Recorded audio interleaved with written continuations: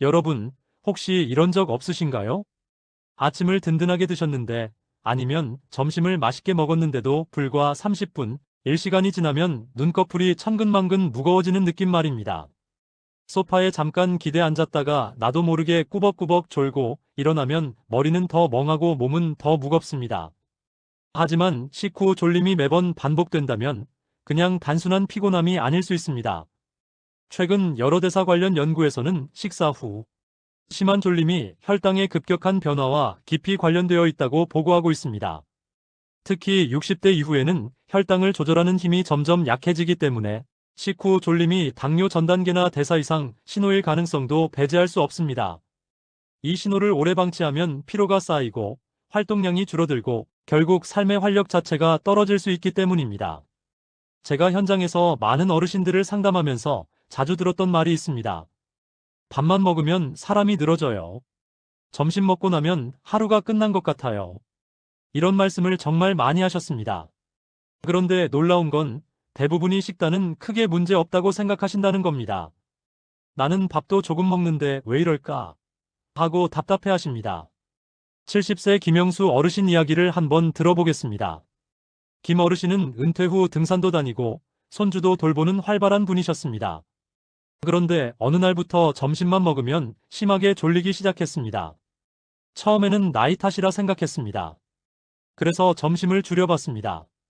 밥을 반 공기만 먹고 대신 과일을 조금 더 드셨습니다. 달콤한 과일은 가볍다고 생각하셨기 때문입니다. 그런데 이상하게도 졸림은 더 심해졌습니다.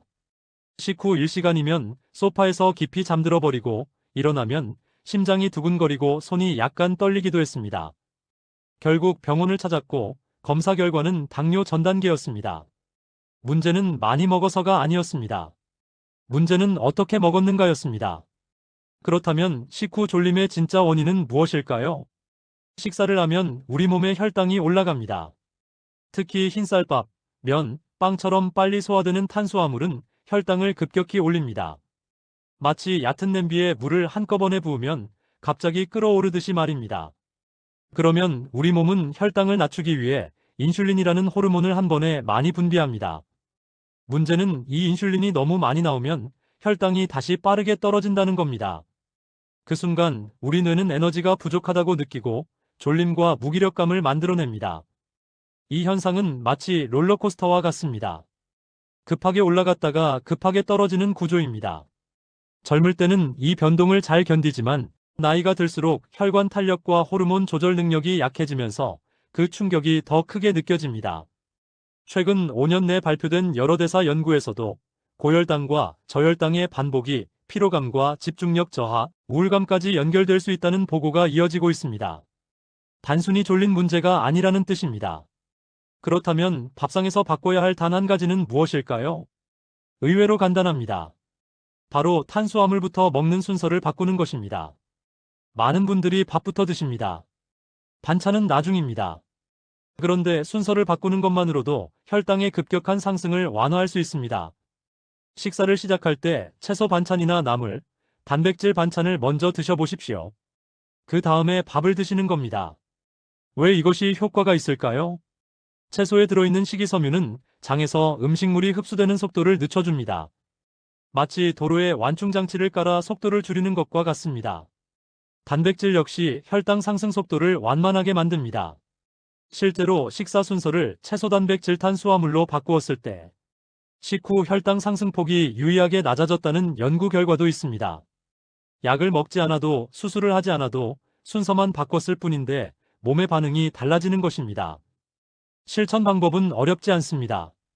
식탁에 앉으면 제일 먼저 나물 한 젓가락, 김치 말고 싱거운 채소 반찬을 두세 젓가락 드십시오. 그 다음에 두부, 생선, 계란 같은 단백질 반찬을 조금 드십니다. 그리고 나서 밥을 드시는 겁니다. 이때 밥은 천천히 꼭꼭 씹으십시오. 최소 15분 이상 식사 시간을 유지하는 것이 좋습니다. 이 부분이 정말 중요합니다. 빨리 먹으면 아무리 순서를 지켜도 혈당은 급하게 오를 수 있습니다. 주의할 점도 있습니다. 과일을 식사 직후 많이 드시는 것은 오히려 혈당을 더 올릴 수 있습니다. 과일은 간식으로 식후 2시간 정도 후에 소량 드시는 것이 좋습니다. 또한 당뇨약이나 인슐린을 사용 중인 분은 식사 순서만으로 혈당이 달라질 수 있으므로 반드시 주치의와 상담하시기 바랍니다. 저혈당 위험이 있기 때문입니다. 김영수 어르신은 어떻게 되었을까요? 식사 순서를 바꾸고 밥량은 그대로 두되 채소를 먼저 드시기 시작했습니다. 처음 일주일은 큰 변화가 없다고 느끼셨지만 3주가 지나자 점심 후 졸림이 확연히 줄었습니다. 낮잠 시간이 줄어들자 밤잠도 깊어졌고 아침 기상도 한결 수월해졌습니다. 여기에 한 가지를 더 보태면 좋습니다. 식후 10분 정도 가볍게 걷는 습관입니다. 식후 걷기는 근육이 혈당을 직접 사용하도록 도와줍니다. 마치 넘치는 당을 근육 창고로 옮겨 담는 것과 같습니다. 최근 연구에서도 식후 가벼운 보행이 혈당 조절에 도움을 준다고 보고되고 있습니다.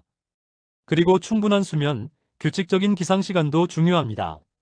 수면이 부족하면 혈당 조절 능력이 떨어지기 때문입니다. 결국 모든 것은 연결되어 있습니다. 하지만 다행히도 거창한 치료가 필요한 경우는 많지 않습니다. 밥상에서의 작은 순서 변화, 그리고 10분의 걷기. 이것만으로도 우리 몸은 서서히 달라질 수 있습니다. 오늘 점심부터 한번 바꿔보시겠습니까? 밥보다 채소를 먼저 드셔보십시오. 천천히 씹어보십시오. 그리고 식후에 집 앞을 잠깐 걸어보십시오. 조금만 바꿔도 달라집니다. 여러분의 오후가 더 또렷해지고 하루가 더 길어질 수 있습니다. 저는 여러분이 건강하고 또렷한 노년을 보내시길 진심으로 바랍니다. 오늘도 여러분의 밥상이 여러분을 살리는 식탁이 되기를 응원하겠습니다.